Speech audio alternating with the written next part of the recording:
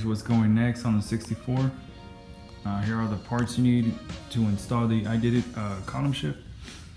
It's a paintable steel, as you can see. I obviously painted it already. And again, this is the paintable steel column shift. The same part numbers, same stuff you need for the 63 and 64. Here's the part number for the actual column itself. 114-067-0010. And they all come unique with a serial number, which you will also find inside of the column. I don't know if you can see that in there or not. It's under the ididit logo there, and that's just for warranty purposes, which is good. And as you can see, this stuff is proudly made in the USA, so that's something you can appreciate. It has a really good warranty. And to install this, you're gonna need these parts. I got them from CPP. That's a classic performance parts. Excuse me. And this is the intermediate steering shaft. This is a double D steering shaft, and you can see the part number there. It's an 18-inch 3/4 double D. The reason it's called a double D is because the end of it is kind of in the shape of a D. It's kind of hard to see that in the back, but there it is. It comes nickel plated, which is cool. You know, you can chrome plate it after that if you want. I haven't decided whether I'm gonna do that or not, but more likely not. But there's a part number for that, CPP 1850-DN. That's an 18-inch double D shaft. And then these are the U-joints that you're gonna use, one on each end. One goes direct to the gearbox, and then from the gearbox to the shaft, and then, from the shaft, it goes up onto this one. The other U-joint goes straight into the back of here. So here are the part numbers for the U-joints you're gonna need. That's a CPP UJ5, and then you got your size here in the quarter. It's on the corner. I'm sorry. 3/4 inch by 36 by 3/4 double D. And there's some more part numbers there in the corner for you. And then this is a CPP-UJ3. And you can see 3/4 to 30 by 30 by 3/4 double D. And these are all, you can find all this at CPP Classic Performance Parts. Same place where I got my gearbox, the CPP 500, which is gonna mate to all of this. And then the ididit also comes with this this billet spacer. It goes in between the dash and the column, just to finish it off. And then this one doesn't have a part number, or I would show it, but it only comes with the 63 and 64 aluminum billet spacer. And then you got the horn kit that you want to get for these cars. It's 55 through 68 horn kit. It's just pretty much a ring, and then the stuff for the horns. And there's that part number right there.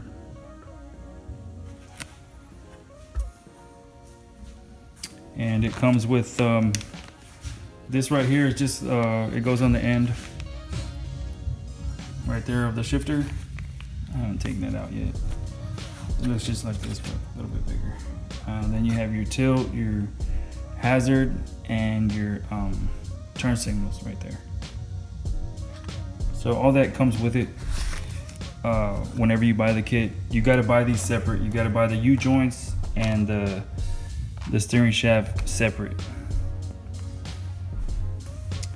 And here's the instructions, installation instructions. And I went ahead and got the low car, the adjustable column arm, the column linkage. So I'll be installing that right after I get that in. I've never installed one of these. This is specific for the transmission that I'm running, which is a 6L80. But it seems pretty straightforward. And it has quite a bit of adjustments, you know, just to make sure you're able to shift this thing in every position it needs to be in. And all that goes connected to here. So whenever you pull down on the shifter, it pretty much just moves this That'll move this down to the linkage on the transmission. Here's the steering wheel. I restored that. It's been all repaired completely. This is original steering wheel. Came out really nice. I do need to get a new horn button and a horn ring, which I'll probably end up doing sometime this week. But yeah, these are all the parts, and I'll bring y'all back once we get closer to the install. All right, here's a closer look at the install. It was really basic. The bottom of the dash, all it has is 2 clamps, and that's all that really holds it in. I mean, after you put on the steering shaft and the U-joints on that holds it in place too, but the column itself, all it has is 2 clamps. The steering wheel is just mocked up for now with the ring. One thing you got to take note of here is the billet spacer. You just got to keep it a little bit separate from the column itself, because this whole piece turns whenever you put the vehicle in gear. And if you put it too close to the spacer, well, it's obviously gonna rub. So you don't want that, and you don't need a whole lot of space. There's really small space in between there, as you can see there. So just as long as you leave some sort of space, you'll be okay. One thing I didn't know is that this spacer is actually a 2-piece. It has 2 Allen bolts here at the bottom, and which makes it a whole lot easier for install. I thought you were supposed to slide it through the column to get it up there, but you just loosen these 2 pieces here, these 2 Allen bolts, and it comes apart in 2 pieces. So once you get the column in, once you slide the column in, you get this in 2 pieces, and then just put it together, bolt them in, and then just slide it to the back, and then you can go ahead and slide the column in. So it's really easy. And the bottom, all it has is 2 clamps. And I went in ahead and installed this piece already, which is the filler piece, but naturally that wouldn't be there when you would install it. So you just slide your column through, and then I'll show you the 2 clamps on the bottom. They're real easy.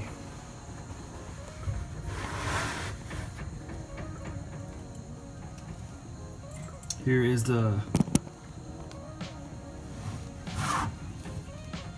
here's the clamp in the back.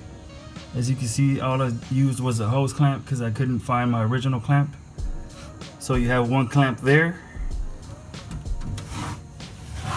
and then you have the other original clamp over here closer to the front. And then the wiring, you just run that through the bottom. And that billet spacer has a little notch where you run the wiring through. So it's really easy. Some basic hand tools will get the job done. So that's what it looks like on the bottom. So before you actually tighten up these clamps here, you want to just kind of tighten them halfway, leave it a little bit loose so it can have some sort of play. That way you can slide it back so you can put in the U-joints and the shaft. And you just slide it back just a little bit, enough to get the U-joints in. And let's go outside so I can show you how those work.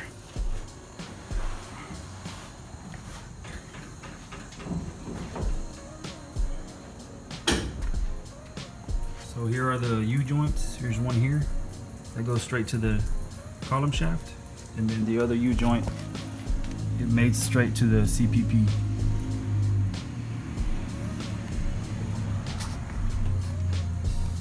So what I was saying was, you want to have a little bit of play in this. Don't tighten it all the way.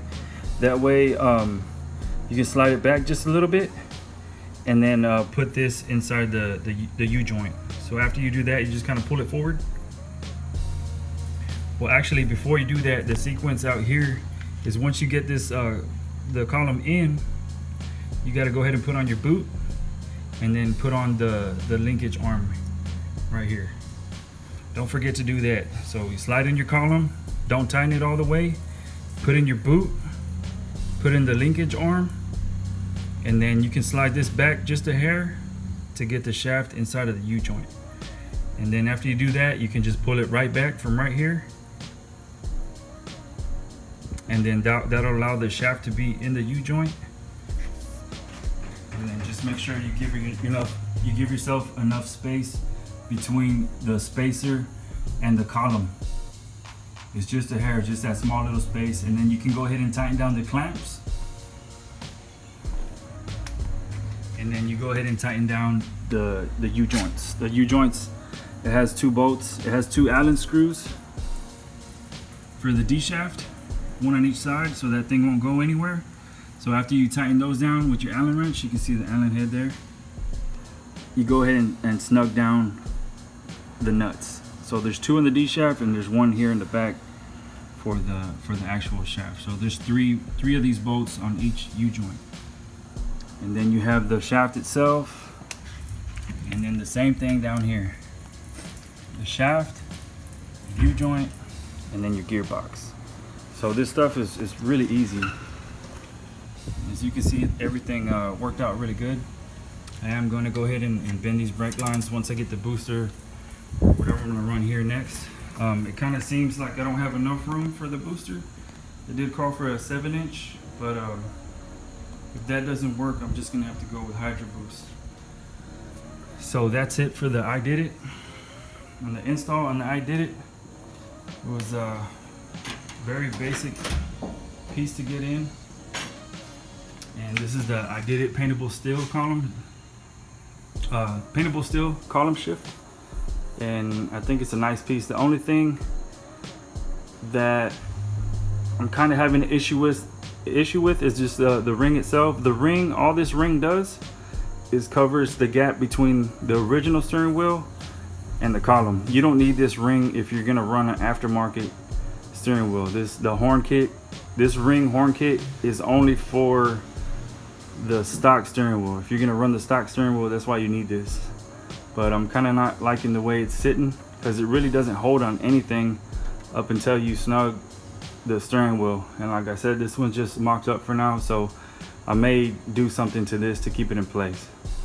But again, that's it for that install. I showed you all the part numbers. If you have any questions or need any help, just feel free to ask, and thanks for watching.